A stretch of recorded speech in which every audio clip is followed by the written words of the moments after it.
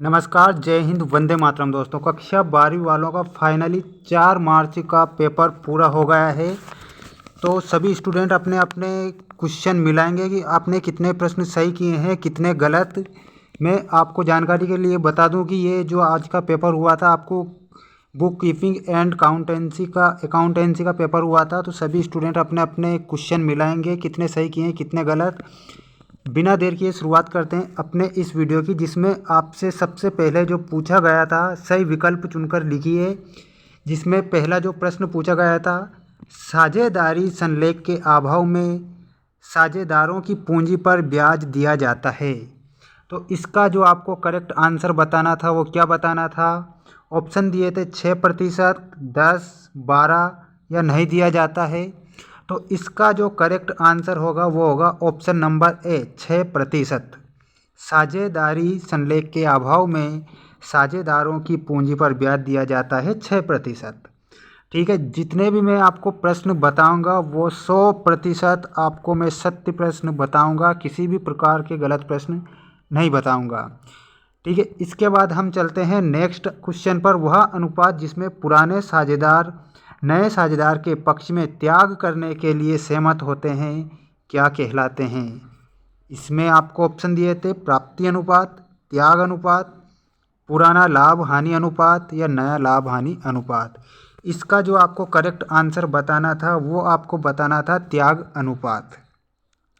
जिन जिन student ने त्याग अनुपात किया है उनका करेक्ट आंसर हो जाएगा। इसके बाद नेक्स्ट क्वेश्चन, आ, बा तथा सा 2/4, 2/4, 2/8 के अनुपात में साझेदार हैं। बा सेवानिवृत्त होता है, नया लाभ हानि अनुपात होगा। तो इसका जो करेक्ट आंसर आपको बताना था ऑप्शन नंबर बा, 1:1। जिन्होंने भी 1:1 किया है उनका करेक्ट आंसर होगा।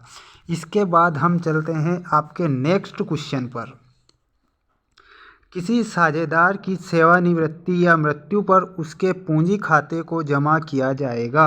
तो इसका जो आपको करेक्ट आंसर बताना था वो क्या बताना था। ऑप्शन नंबर सा करेक्ट होगा, उसके भाग की ख्याति से। इसके बाद हम चलते हैं आपके नेक्स्ट क्वेश्चन पर। 5वां जो क्वेश्चन आपकी स्क्रीन के सामने, अंशों पर बकाया मांग पर ब्याज दर अधिक नहीं हो सकती। तो इसका जो करेक्ट आंसर बताना था वो बताना था ऑप्शन नंबर आ, 10% से अधिक नहीं हो सकती। इसके बाद नेक्स्ट क्वेश्चन, हरण अंशों के पुनः निर्गमन का लाभ हस्तांतरित होता है। तो इसका जो करेक्ट आंसर बताना था वो क्या बताना था आपको, सामान्य आरक्षित में। ठीक है, हरण अंशों के पुनः निर्गमन का लाभ हस्तांतरित होता है सामान्य आरक्षित में। ठीक है, ये आपके थे सही विकल्प। इसके बाद हम आते हैं आपकी रिक्त स्थानों की पूर्ति कीजिए। तो सभी स्टूडेंट अपने अपने प्रश्न मिलाएंगे। जिसमें आपसे पहला जो प्रश्न पूछा गया था, स्थिर पूंजी में खाता भी बनाया जाता है, इसमें कैसा खाता बनाया जाता है आपसे पूछा था। तो इसका जो करेक्ट आंसर था वो था पूंजी खाता, पूंजी खाता तथा चालू खाता। ठीक है, तथा चालू खाता। जिन्होंने भी इसमें पूंजी खाता तथा चालू खाता लिखा है उनका करेक्ट आंसर होगा। प्रश्न पूछा गया था स्थिर पूंजी विधि में खाता भी बनाया जाता है, तो पूंजी खाता तथा चालू खाता। इसके बाद दूसरा क्वेश्चन, साझेदारों के लाभ हानि अनुपात में बदलाव से साझेदारी फर्म का होता है। तो इसमें क्या होता है, यहाँ आपको लिखना था बराबर। क्या लिखना था, बराबर होता है, बराबर। ठीक है, जिन्होंने भी बराबर किया है उनका करेक्ट आंसर हो जाएगा।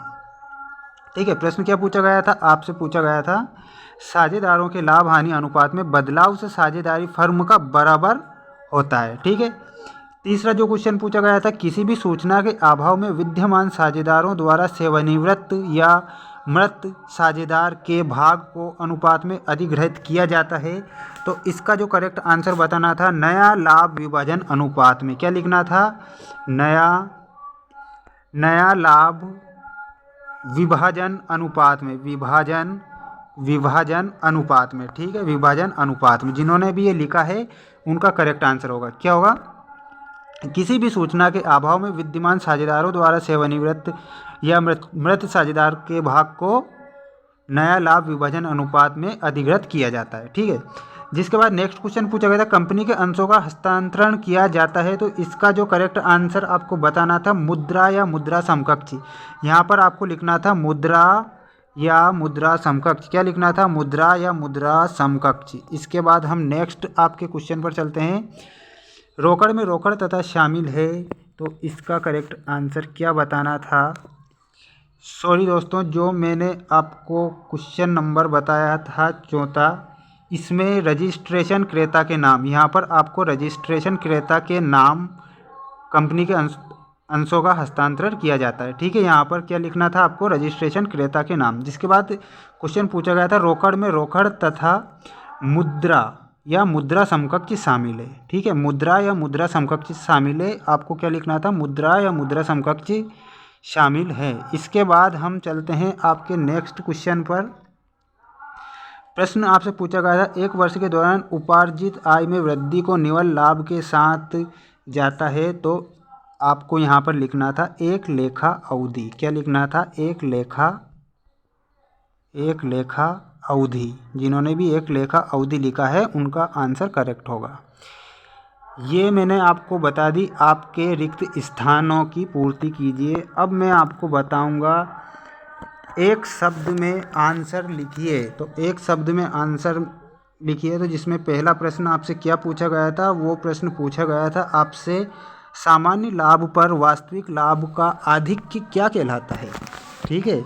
आपसे क्या प्रश्न पूछा गया था? सामान्य लाभ पर वास्तविक लाभ का आधिक्य क्या कहलाता है?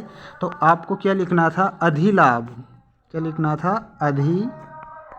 अधिलाभ। यहाँ पर जिन्होंने भी अधिलाभ लिखा है उनका करेक्ट आंसर होगा, इसका करेक्ट आंसर क्या है? अधिलाभ। सामान्य लाभ पर वास्तविक लाभ का आधिक्य क्या कहलाता है? अधिलाभ। इसके बाद हम नेक्स्ट वाले क्वेश्चन पर चलते हैं। अंश पूंजी का वह भाग जो कंपनी के समापन के समय मांगा जाता है क्या कहलाता है? क्या कहलाता है? तो आपको यहाँ लिखना था याचित पूंजी। क्या लिखना था? याचित पूंजी। जिन्होंने भी याचित पूंजी किया है उनका करेक्ट आंसर होगा। प्रश्न पूछा गया था, अंश पूंजी का वह भाग जो कंपनी के समापन के समय मांगा जाता कहलाता है याचित पूंजी। इसके बाद नेक्स्ट जो क्वेश्चन पूछा गया था, किस प्रकार के अंशों को लाभांश भुगतान में प्राथमिकता दी जाती है? तो इसका जो करेक्ट आंसर आपको बताना था, सम अंशधारियों की तुलना में। क्या लिखना था? सम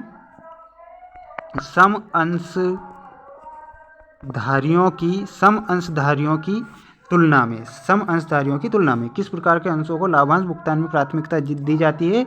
तो सम अंशधारियों की तुलना में। इसके बाद नेक्स्ट क्वेश्चन पर आ जाते हैं।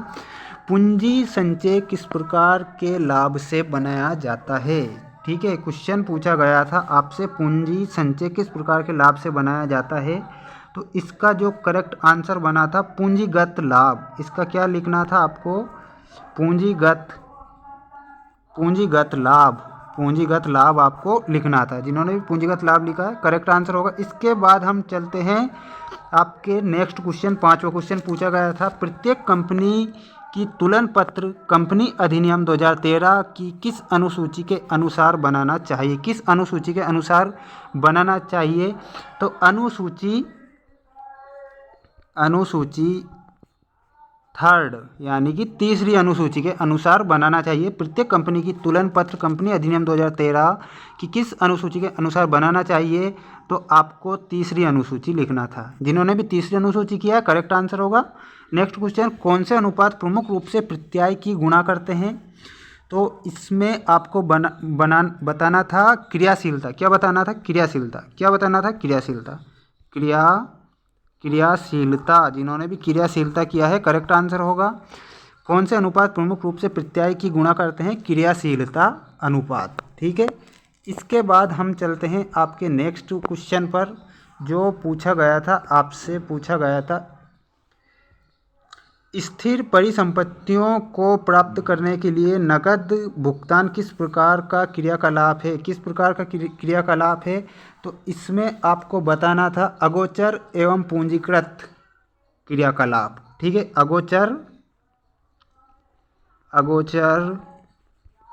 अगोचर एवं पूंजीकृत, ठीक है, पूंजीकृत, जिन्होंने भी अगोचर एवं पूंजीकृत किया है उनका करेक्ट आंसर होगा। इसके बाद मैं आपको बताऊंगा नेक्स्ट क्वेश्चन, ठीक है। नेक्स्ट क्वेश्चन में आपसे क्या पूछा गया था, सभी स्टूडेंट पूरे अपने प्रश्न मिलाएंगे। अब मैं आपको बताऊंगा सही जोड़ी, ठीक है, सही जोड़ी मिला लीजिएगा, ठीक है। पहला प्रश्न पूछा गया था औसत लाभ। औसत लाभ में आपको लिखना था गुणनफल विधि। औसत लाभ में हम गुणनफल से विधि करते हैं, तो गुणनफल विधि हो जाएगा इसका चौथा, ठीक है। इसके बाद आहरण पर ब्याज। आहरण पर ब्याज में आपको लिखना था माल विक्रय।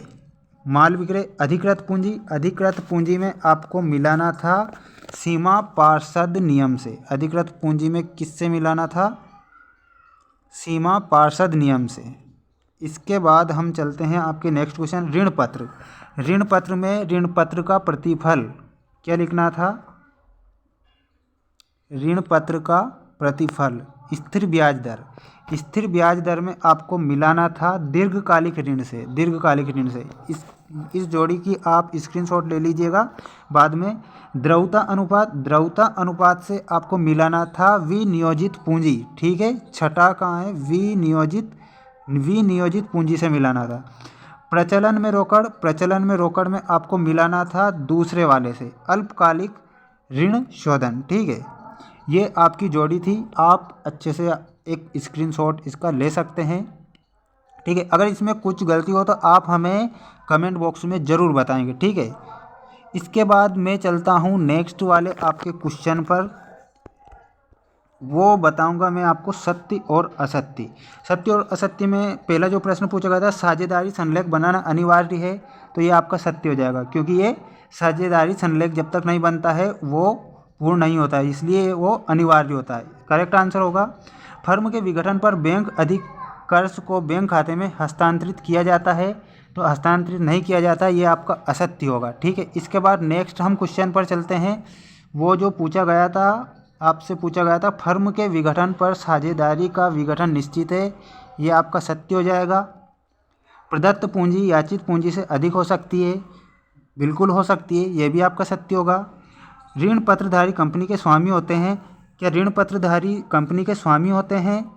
ये आपको मुझे कमेंट बॉक्स में बताना है, ये सत्य है या असत्य। हम चलते हैं नेक्स्ट क्वेश्चन। कंपनी के वित्तीय विवरण से रोकड़ पूर्व विवरण भी शामिल रहता है, तो ये आपका सत्य हो जाएगा, ठीक है। मिलते हैं अब हम नेक्स्ट वीडियो में। अगर आपने इस चैनल को सब्सक्राइब नहीं किया तो चैनल को सब्सक्राइब कर लीजिए। जय हिंद, जय भारत, वंदे मातरम।